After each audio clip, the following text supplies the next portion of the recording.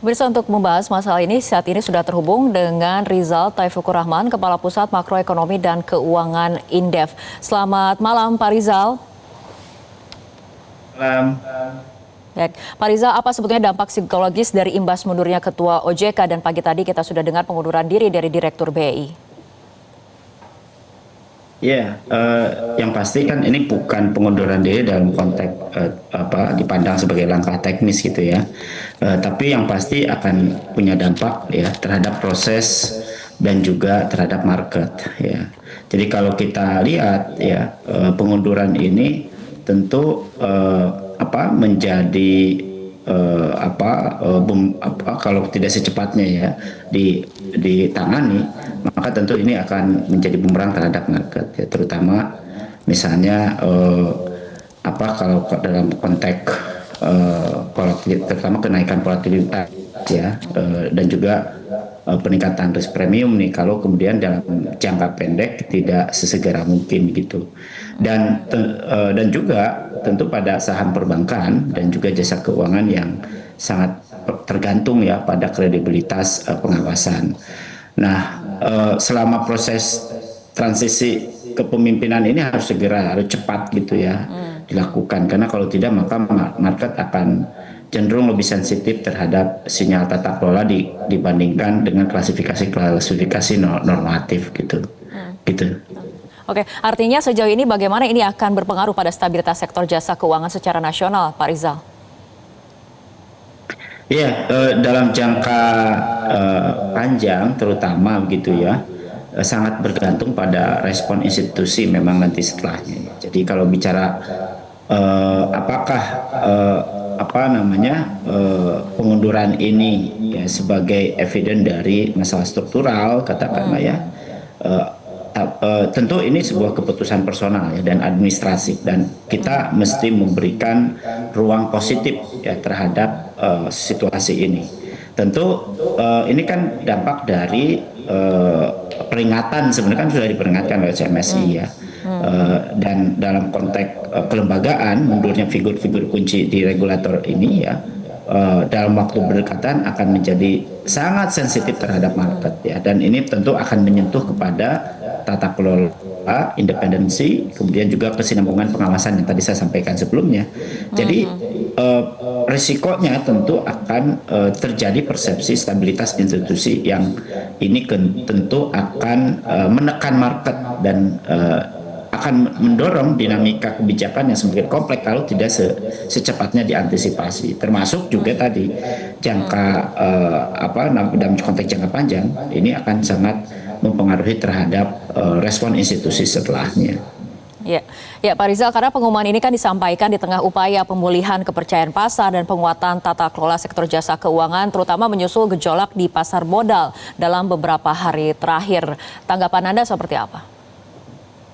Ya, saya kira kan kemarin kaitan dengan independensi di kebijakan moneter ya, sekarang masuk ke pasar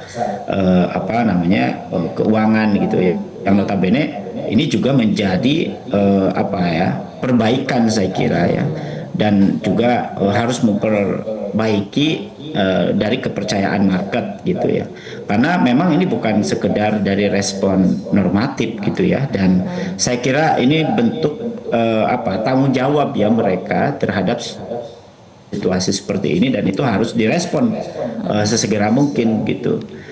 Ya tentu harus pemerintah ya, dalam hal ini presiden gitu ya, harus cepat mengambil langkah yang strategis gitu ya di dalam proses transisi kepemimpinan, karena kalau tidak tentu tadi gejolak market, dan itu juga dampaknya kan ke capital outflow ya, dan market juga tentu yang kita khawatirkan terjadi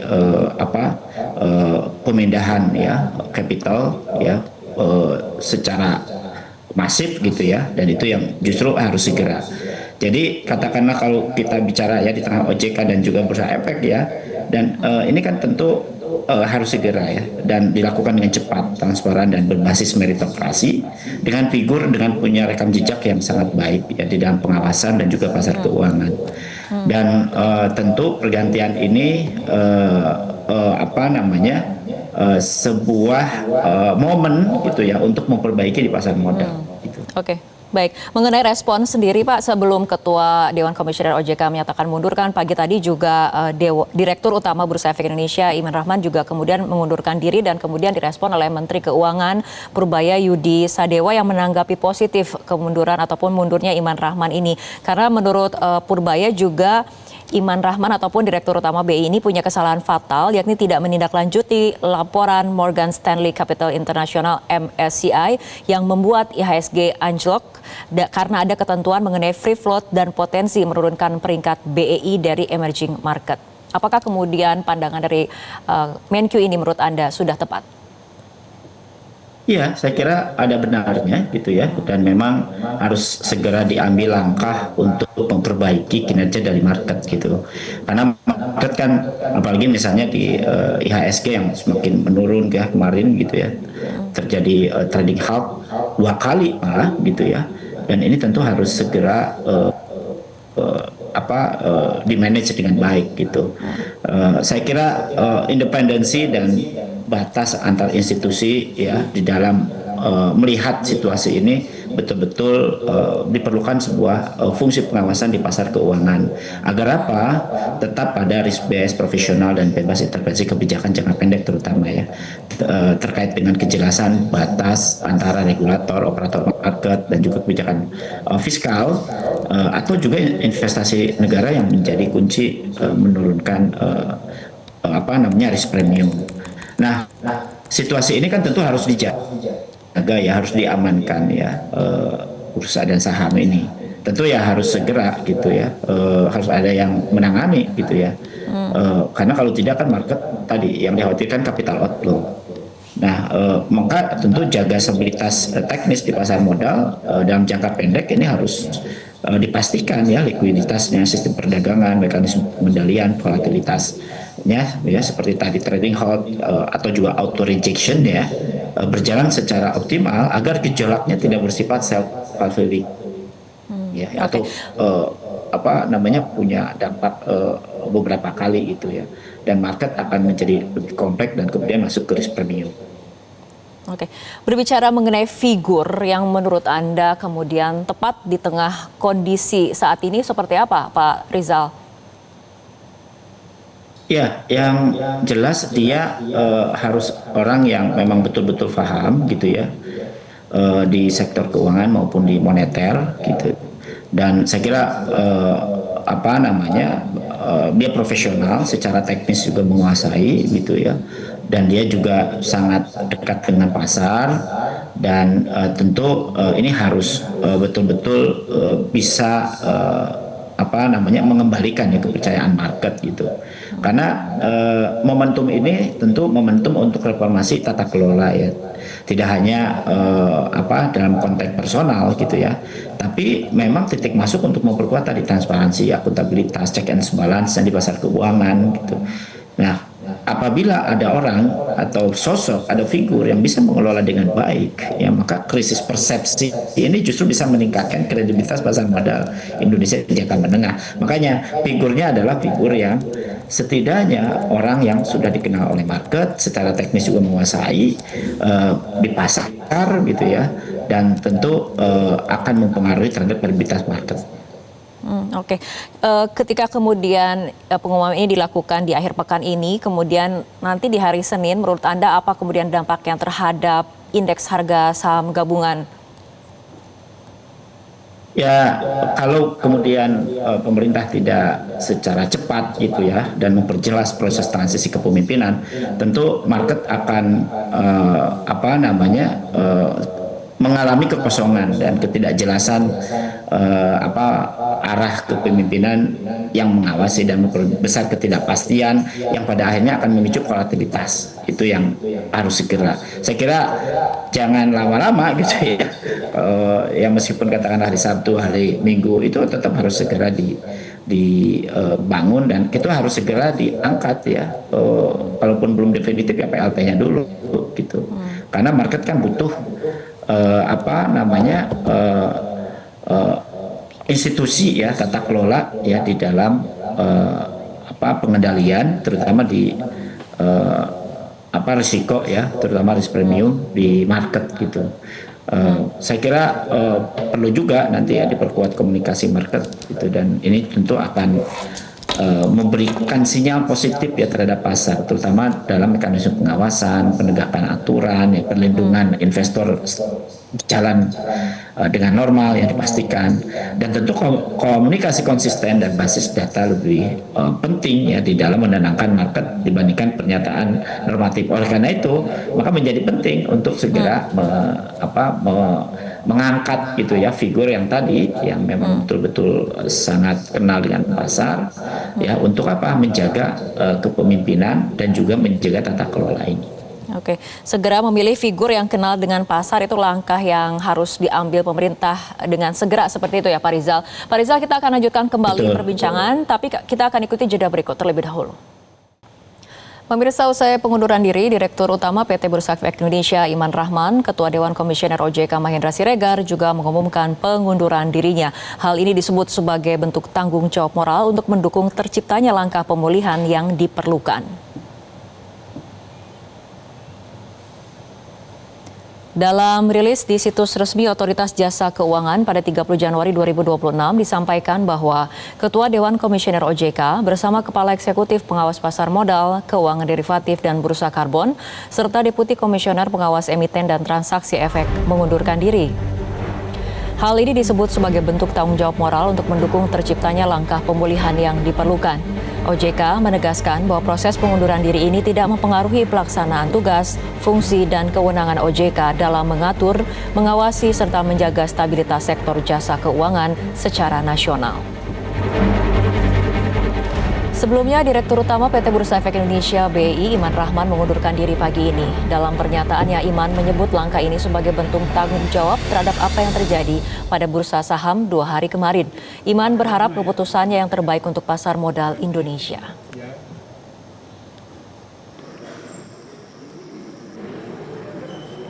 Ya, tentunya itu sudah diatur di anggaran dasar di Bursa Efek Indonesia dan ini masih dalam proses. Ya. Jadi itu nanti akan ditunjuk oleh Board of Director daripada ITX. Tapi itu sudah ada ketentuannya. Pertanyaan ketiga itu ada. Pemirsa, sebelum mengundurkan diri, Ketua OJK Mahendra Siregar sempat menyatakan Otoritas Jasa Keuangan dan Bursa Efek Indonesia mengambil sejumlah langkah untuk merespon pengumuman Morgan Stanley Capital International atau MSCI yang membekukan sementara rebalancing atau penyesuaian komposisi dan bobot saham Indonesia. Otoritas Jasa Keuangan atau OJK akan memberlakukan ketentuan free float minimal ataupun minimum sebesar 15% bagi emiten di Bursa Efek Indonesia. BEI baik untuk perusahaan baru melantai maupun emiten yang sudah tercatat. Keputusan ini dilakukan sebagai salah satu reformasi pasar modal setelah sebelumnya MSCI memutuskan membekukan indeks Indonesia karena transparansi free float dan kepemilikan saham emiten. Ketua Dewan Komisioner OJK Mahendra Siregar mengatakan, ketentuan tersebut akan diatur melalui peraturan yang diterbitkan oleh Self-Regulatory Organization atau SRO dalam waktu dekat dengan proses yang transparan. Terima kasih. Wassalamualaikum warahmatullahi wabarakatuh. Salam. Sekarang kecualikan investor dalam kategori corporate dan others dalam perhitungan free float dengan kemudian mempublikasikan kepemilikan saham di atas dan di bawah 5% untuk setiap kategori pemilikan tadi itu. Nah, seperti saya katakan bahwa penyesuaian tadi itu sedang dikaji lebih jauh oleh MSCI.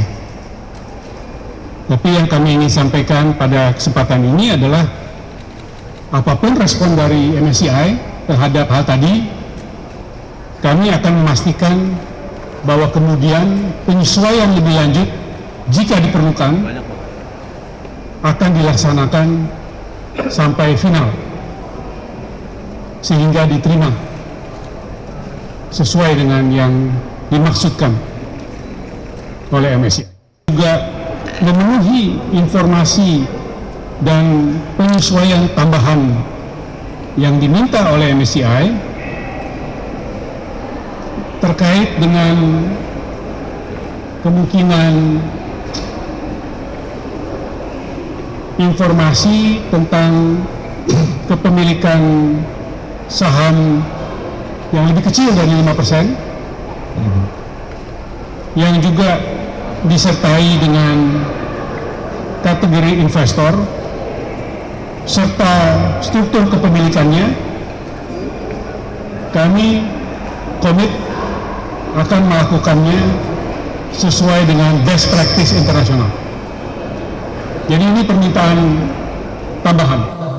Pemirsa, kita akan kembali melanjutkan diskusi. Pak Rizal, bagaimana menurut Anda kemudian pergantian kepemimpinan ini nantinya apakah akan berdampak pada perubahan arah kebijakan OJK dan BEI, terutama setelah pergantian kepemimpinan ini? Ya, saya kira mungkin kalau arah kebijakan tidak secara ini ya signifikan ya perubahannya, tapi yang pasti kan pasti akan berdampak ya ke sentimen dan volatilitas market, yang itu justru harus segera diantisipasi ya dengan beberapa pengambilan keputusan yang cepat ya. Karena pengunduran diri ini kan menunjukkan kepercayaan dan persepsi tata kelola akhirnya ya di pasar, yang kemudian ujungnya tentu para investor akan melihat ya dan sangat sensitif terhadap sinyal kelembagaan ini, yang kemudian bisa meningkatkan country risk premium Indonesia, yang kemudian akan semakin dalam ya dampaknya, dan kredibilitas pasar keuangan tentu menjadi sangat sensitif ya. Nah, untuk itu maka pengunduran diri ini bukan krisis ekonomi, tapi memang ujian kredibilitas kelembagaan gitu ya. Dan negara harus segera mengelola transisi ini, yang menentukan apakah dampaknya hanya sebatas jangka pendek gitu ya, gejolaknya, atau berubah menjadi tekanan kepercayaan yang lebih dalam. Nah, itu harus segera. Makanya keputusan yang harus segera diambil oleh pemerintah itu adalah tadi saya kira profil teknokrat pasar yang independen itu menjadi penting. Jadi jangan mencari figur penyelamat yang populis, tapi adalah orang yang punya kredibilitas secara teknis, secara teknokratis, dan kuat secara kelembagaan. Itu saya kira yang paling penting gitu. Karena itu yang sekarang dibutuhkan ya, profesionalitas dengan rekam jejak yang panjang, pengawasan keuangan, manajemen risiko, stabilitas sistem ya, baik di internal OJK atau Bursa Efek Indonesia ya, yang memang dia bersih senior ya, kemudian memiliki peran yang cukup panjang di regulasi dan institusi keuangan, dan reputasinya kuat ya. Agar apa ya, pasar menjadi tenang. Ya, jadi kalau misalnya apakah akan ada arah yang, saya kira ya itu dia harus dicari, itu ada bagaimana cepat mengganti gitu ya, dengan profesional, akuntabel, meritokrasi, dan kemudian tidak memiliki konflik kepentingan politik atau bisnis gitu ya, dan betul-betul memahami mekanisme pasar secara dalam.